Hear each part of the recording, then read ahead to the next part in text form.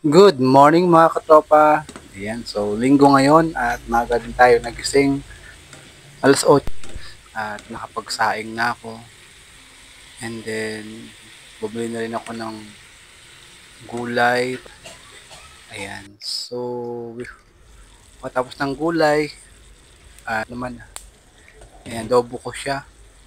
Adobo, and habang ako'y nag-adobo, siyempre nagugusot din ako ng Dobong manok. damit, naglalaba.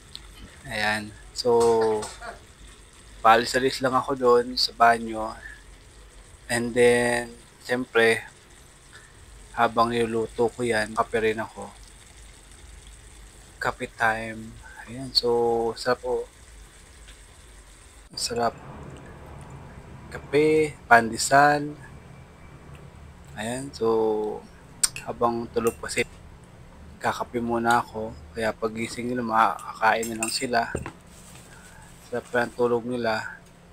Dahil linggo ngayon, buti naabutan ko pa at mayroon pang pandesal. Minsan kasi ubos na agad yung pandesal dyan sa labas. Pandesal tayo mga katropa. Kape tayo, kape. Yan, kape. At yun, nabusog na tayo. Tapos na niluto ko. Dito naman ako siyempre, sabunan ko na yan. So yung mga damit na nilabhan ko, siguro mga 20 peraso. At konti lang yung fish dyan. Karamihan yung mga bahay at yung sa akin pang trabaho. Ganong karami yung aking lalabhan. Ayan, banlaw hanggang maubos naman ngayon, kaya wala naman gawin. May plano sana ako tinatamad ako magbiyahe sa bahay. And syempre, bukas may pasok din kasi. Dinlabhan yung mga damit.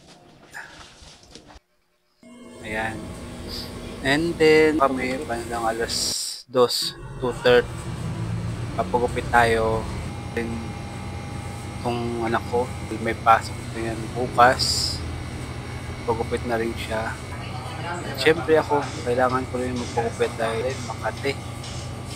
Kailangan ko ng buhok.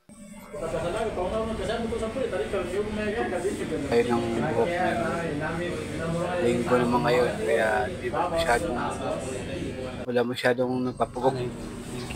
Tama lang din. At yun, nagtaka na rin ako kasi 9 pagupit. Hindi na siya bagong taon na. So, every year pala nag-piso. Lapit na. Okay, bagong kapit tayo. Pagupit. Bakit naging siyang buhay. Diba sabi nyo kalbo daw siya, hindi naman kalbo Pagupit yan. kami. Yung makakapal talaga yung buhok niya eh. Bilis kumapal yung buhok niya. Ayan, so thank you for watching guys. Ayun, nagbuto.